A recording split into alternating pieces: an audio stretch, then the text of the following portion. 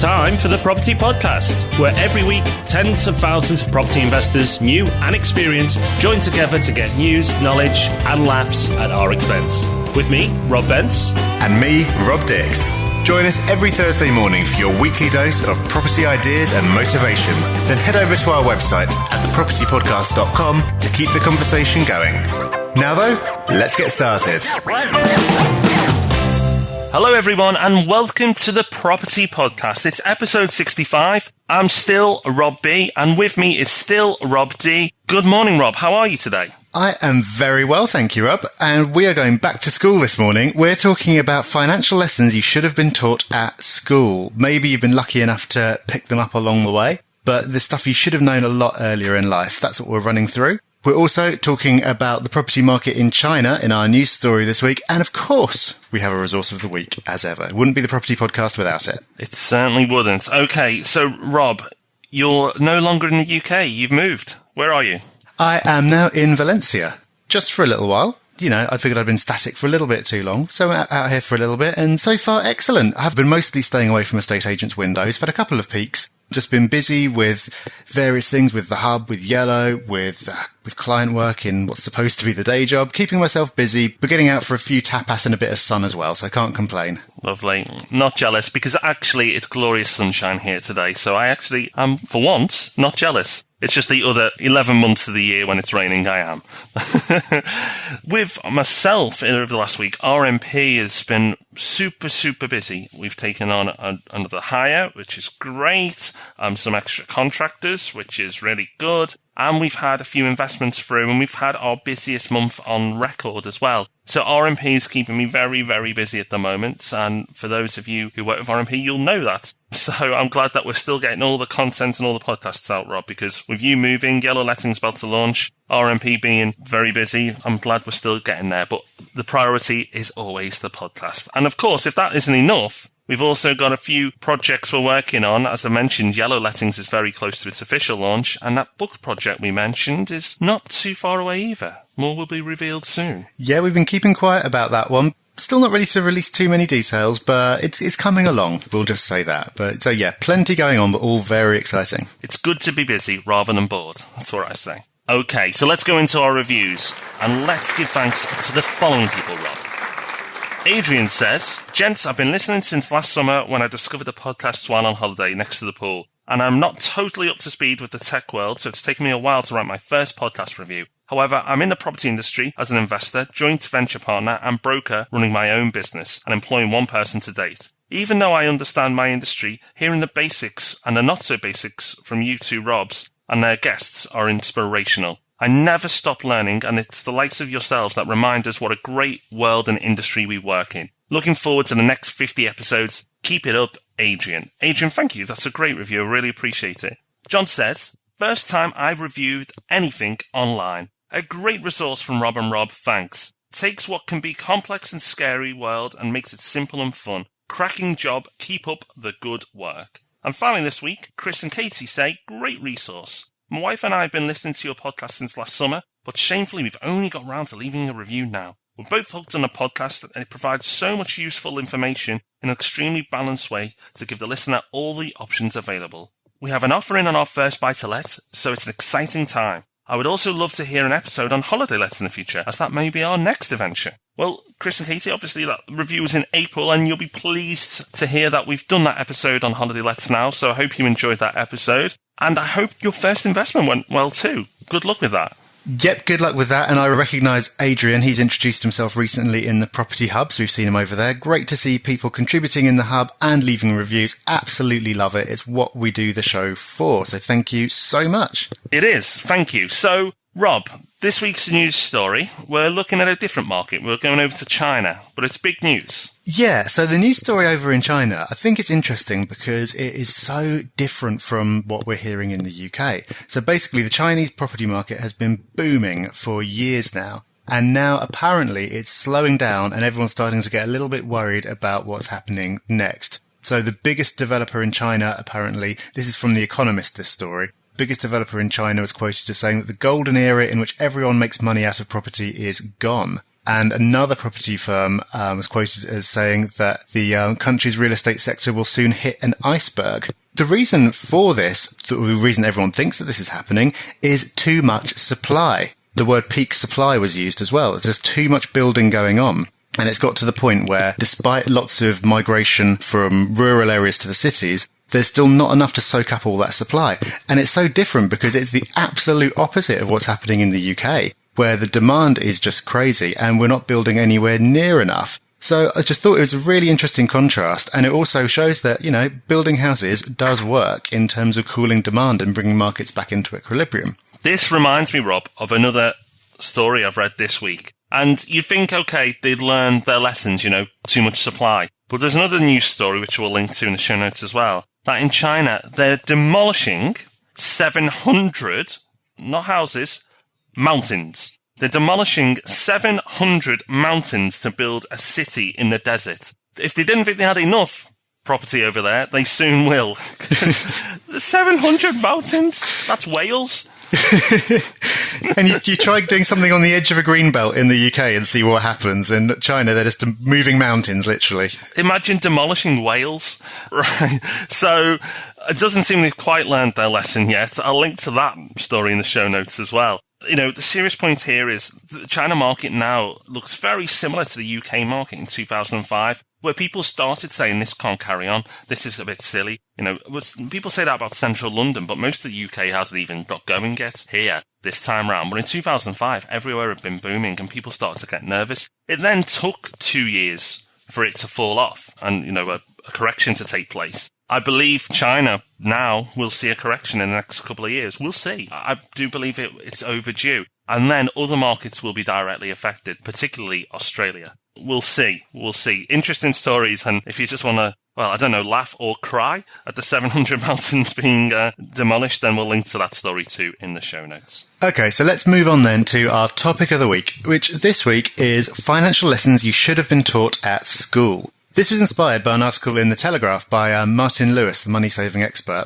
We'll link to the article there in our show notes this week, which are at thepropertyhub.net/lessons this week, thepropertyhub.net/lessons. What we've done is we've taken some of his ideas, we've added some of our own, and these are basically things that are just so fundamental to investment and life and everything else, but I was certainly never taught them. Rob, I don't think you were either. And I think very few people are, unless you're lucky enough to have parents or peers or other influences who can tell you this stuff. Otherwise, you just have to kind of painfully figure it out on your own over time. And these are the things which I really wish that kids were taught early on so they could really get the best start and avoid so much financial pain in the future. Let's start running through them, shall we? We should. I must say, Rob, in my school, financial education, we were lucky to get maths and English lessons. Right. They just give us a ball to bounce most days. Let's have a look at these lessons. First, number one. We covered this last week, but it's such an important lesson. Time has a value.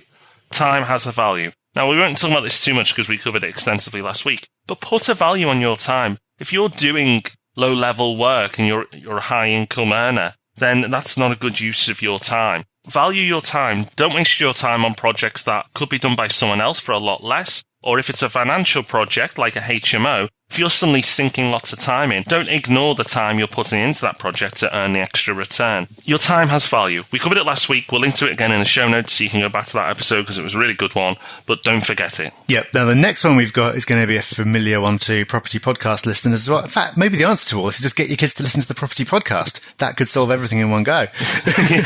But the one we've got here is don't borrow money to buy a liability or a depreciating asset. Now, not even talking here about the whole rich dad, poor dad thing about your own home is a liability and not an asset. I believe that's true. But even without getting to that stage, let's talk about things which are very clearly liabilities or depreciating assets. Let's take, for example, a car. Borrowing money to buy a car is a spectacularly bad idea because for every day that you own it, for every mile that you drive, the value is going down and the amount that you borrowed is constant and in fact going up with the interest. Not as widespread in the UK as it is in America, where everyone seems to do it. It just seems nuts to me. But it's still very widespread. The same goes for borrowing money for things which are just gone. So like borrowing money to buy Christmas presents or to go on holiday. You do it and then it's just gone and you've still got that debt. Obviously, people get themselves into financial situations somehow where borrowing like that is unavoidable. But it seems to me, for the most part, that people just do it without really thinking it through. It's just like, oh, I want this thing now, so I'm going to go out and get it, stick it on the credit card. It's 0% for 6 months even, or something like that. But 6 months goes very quickly. I don't think people are taught how damaging that is. And I think really, if that was just drummed in that is not a thing you should do, there'd be people who were just able to defer some purchases and would be in a much better financial position. There's so much social pressure when it comes to cars, I think, in the UK. And in certain areas of the UK anywhere where, oh, they've got a nice car, oh, that person's got a nice car. It's almost a symbol of success, the car you buy. I know people that from the outside in, they look exceptionally wealthy and, doing very well. They've got a flash car. I do know people that live like this. And if their income stopped for a month, they'd be ruined, financially ruined. But they're driving, a car that's probably worth £40,000-50,000, brand new. People seem to be under pressure in the UK to buy fancy cars. Now, there's a great article by Ian from the Tropical MBA. And it's called Entrepreneur Mobiles. And it's basically the cars he's owned and other entrepreneurs have owned recently and over the years, where they've sacrificed the ego and bought old cars for not a lot of money to get around, but they love them and they've posted the photos. So we'll link to that in the show notes. It's a great article. I bought a car last year. And there's the temptations there to go and max something out on finance and get a flash motor. But, I just bought something for cash, something that I could afford, and I didn't need to borrow money to do so. So don't take out loans to buy cars. I'm sure a lot of our listeners do, and you've already done it. Don't feel bad. Next time round, just have a think about it. And if you're going to do it, maybe just don't go as high level next time, because it is a liability and it's not a good investment. Okay, debt isn't a dirty word. It isn't, and we love it. We love debt. We love good debt, as would be described in the Rich Dad Poor Dad. And good debt can be leverage. And leverage we've covered extensively on the podcast. So, again, we're not going to go into too much, but if you've got young children, or you've got children, or people in your family that are coming to an age where they're going to be making financial decisions, buy them the book Rich Dad Poor Dad and educate them. In fact, one of the investors who came into RMP in the last week, Andrew, he said he bought, his nephew 2 books on his graduation in America. He bought him Rich Dad Poor Dad was one book and The Power of Now was the other. 2 very good books there he recommended, but Rich Dad Poor Dad in particular for a financial education is an excellent book to buy someone. So debt isn't a dirty word. In fact, debt can be fantastic if used in the right way, and that's leverage. And we'll link to the Leverage podcast in the show notes. Yep, and here's something else that we've talked about as well. Inflation will make you poor or rich. Inflation is probably the biggest financial force that is never talked about. You never get told that if you have a consistent amount of cash, if you've got £100 sitting in your bank account, that £100 will be worth less every single year. Even if you're earning 1% interest on it in a current account or something, you're still going to be getting poorer over time because of inflation. Nobody ever tells you this. But then inflation can make you rich as well. And that links back into the whole leverage point. Because, of course, if you borrow a certain amount of money, that debt is constant, but the value of your asset will increase. And even if that asset only rises with inflation, inflation is eroding the real value of that debt. If you understand inflation, it's not difficult to understand, but you just don't think about it. So even if you just think about inflation, then it makes you think very differently about this whole issue of debts and savings and everything else. It's not saying leverage up to the max and don't bother having money in the bank because the value is just going down and down. Just think about it. And I think if I'd been taught about inflation rather than working out the sides of a triangle or whatever it was we seem to spend all our time doing, I'm sure that would have come in more useful to me. I agree, Rob. I think that should have been on number 1, understanding inflation, because that is the game changer, I believe, in financial education. People understood that at a young age, they'd be a lot better off when they were an adult. Number 5, a pension isn't just for thinking about when you're getting old. Pensions. I've not been publicly the biggest fan of pensions, but pensions can mean different things to different people. To me, my pension is property investment. It's other things to me as well, but one of the things my property portfolio is to me is a pension. When I say pension, it can be in many different forms, the traditional pension, property, businesses, whatever you do. But for me, pension should be started, your pension should be started as soon as possible. Now, when you're young and you think, time never ends, it's easy just to say, oh, tomorrow.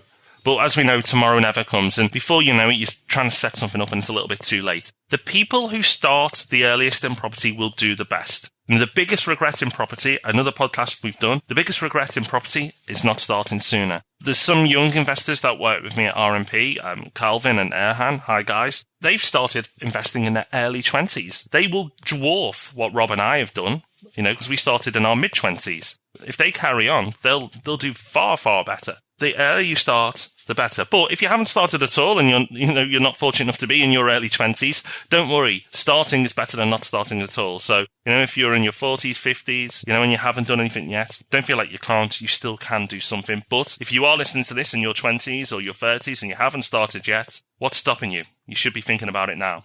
Yeah, I get emails sometimes from people who've read my book and they write to me and say, I'm just leaving uni and I'm thinking about doing this and this. And I just think they're getting worried about things and they're just not sure how certain things work. But I just say to them, look, but the fact that you're even thinking about this, you're going to be so much further ahead than everyone else because you've just got time on your side. Definitely very switched on people. I know in university, I certainly was not thinking about investing, but I won't go into what I was thinking about.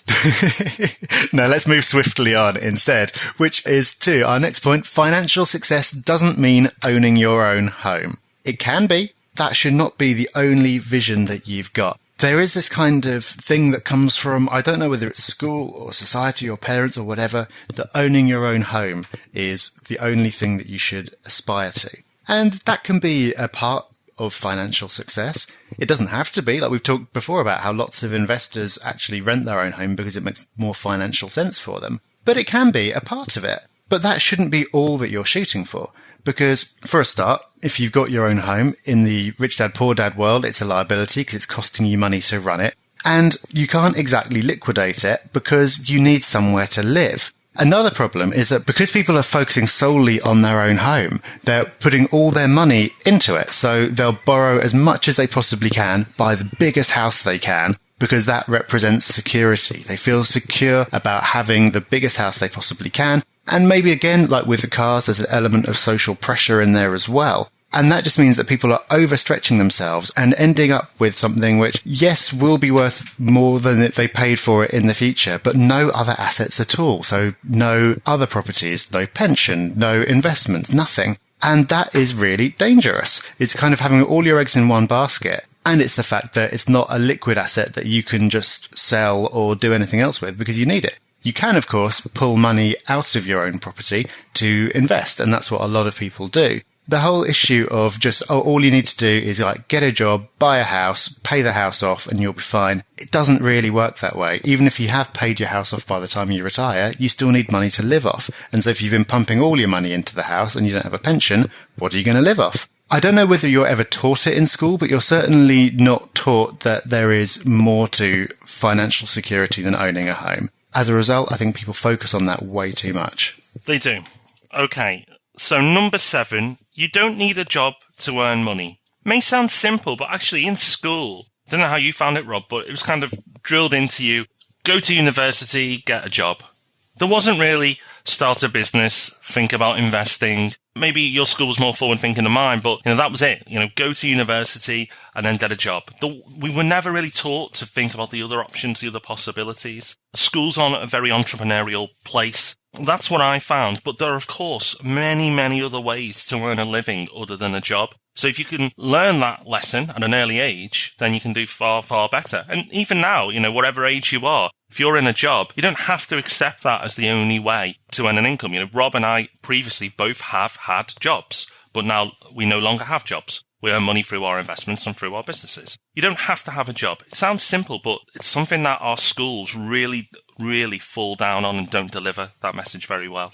You do get the odd really great program where you sort of have mock businesses and young enterprise and all that kind of thing, but I really don't think there's enough of it. In my school, going to university was pushed as like the default choice for everyone who could, and they're sort of pushing everyone to try to go to university, possibly because it just looked good on their figures. But really, there weren't any other options presented at all. It's like, well, you're going to get a job, and if you want to get a good job, then you have to go to university. So this is what you're going to do. And that's only one of many paths, and that never really gets talked about. Okay, the final one is understand compound interest. And there's a quote from Einstein, which is, compound interest is the 8th wonder of the world. He who understands it earns it.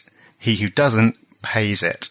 I actually remember when I learned about compound interest. It wasn't at school, and it was when I was reading a book. I can't remember the book, but I remember reading it and them describing compound interest. And they linked to an online calculator, and we'll link to an online compound interest calculator as part of the show notes as well at thepropertyhub.net/lessons. And I just remember sort of putting some figures into the calculator and going, oh wow, this is amazing. If I just save this much and it compounds at 4% or whatever, before long I'll have this huge amount. It's something that I was never taught, but then when I discovered for myself, it was just really amazing. And I think what I took away from it was that something that might seem like a small amount of money to spend now, if you saved it instead, could be worth a lot in the future. So if you just sort of spend £10 a week on something frivolous, you might think, oh, well, it's not worth saving £10 a week. It doesn't add up to much. But if you invested that £10 every week and the interest compounded and you kept reinvesting the interest, then it adds up in 20 years' time to a huge amount of money. I think we've had a guest post by Graham from Money Stepper on the Property Hub as well, where he's talked about this, and he's talked about the future value of spending now. When you spend money now, you're not just sort of saying goodbye to that money, but you're saying goodbye to all the interest that money could have earned if you'd invested it. I don't have a great explanation of what compound interest is, but we'll link to a calculator, because if you don't know what it is, I think the best way for me to understand it, at least, was just to kind of punch some numbers in and see it in action. Yeah, absolutely. Lots and lots of links in the show notes this week. So if you normally listen to the podcast and you're quite passive, maybe this is the week you go to the show notes and follow some of the links we've talked about. If you go to thepropertyhub.net/lessons, you can pick up all the links we've covered. So now time for our resource of the week. And this week, Rob, you've dug out an app which is on the App Store and the Android Store, and it's the cell phone coverage map. Yeah, so the idea with this one is that we've talked before about how whether there's actually a phone signal in a house can have a big bearing on its value. Because if you're going to be living somewhere as an owner-occupier or as a tenant, it's really annoying if you have to put your phone right by the window at a certain angle to try and get a little bit of signal on your mobile. We've talked about the same thing for internet access. Areas where you can't get fast broadband, the values can be depressed as well. So the idea with this is that it's a simple app which you just put on your phone, and when you're in a property, you can just get it to run a test, and it will tell you what the strength of the signal is. It'll even tell you which networks have the best signal there. I'm not necessarily suggesting that when you're going around doing viewings, you always whip out this app and have a test. But you might want to make it part of your due diligence process, because especially if you're looking at selling something on to an owner-occupier in the future, it's going to be a problem. They're going to be put off if they sort of get their phone out while they're there to doing a viewing and they realise that it doesn't work. It's just an interesting follow-up on something we've talked about before. It's available for iPhone and Android. We'll link to both in the show notes, and it's worth checking out. I will download it now. I'll have a look. Thank you, Rob. Okay. So next week, an episode I can't believe we haven't done yet. We're in the 60s and we haven't done an introduction to lease options. So next week, we're going to give you an introduction to lease options. So what are lease options? They've been pretty popular in the past. Not so many people talking about it now. Why is that? So we're going to look at lease options as an investment route and give you all you need to know so you can make a decision whether it's a good investment strategy for you or not. Yes, we are. And in the meantime, the conversation on this week's episode will go on until next week and hopefully beyond. So if you've got any lessons that you wish you were taught at school, or any lessons that you have been taught that really made a difference for you that you're planning to pass on to your kids, then do let us know. If you go over to the show notes, there'll be a link to the dedicated thread for this episode on the Property Hub. There's one for every single episode we do, and we love you to join in the conversation on there. So the podcast is just a starting point rather than a finishing point. And as we've said, thepropertyhub.net/lessons is the place to go this week. It is. So that's another episode wrapped up. I hope you enjoyed it. I hope you found it valuable. We will be back same time next week, as always, because we love it. Until then, though, have a great week, everybody, and bye-bye. Bye-bye. Thanks for listening to The Property Podcast. Make sure you join our mailing list at thepropertypodcast.com. And remember, we love 5-star reviews. Rob even loves them more than air miles.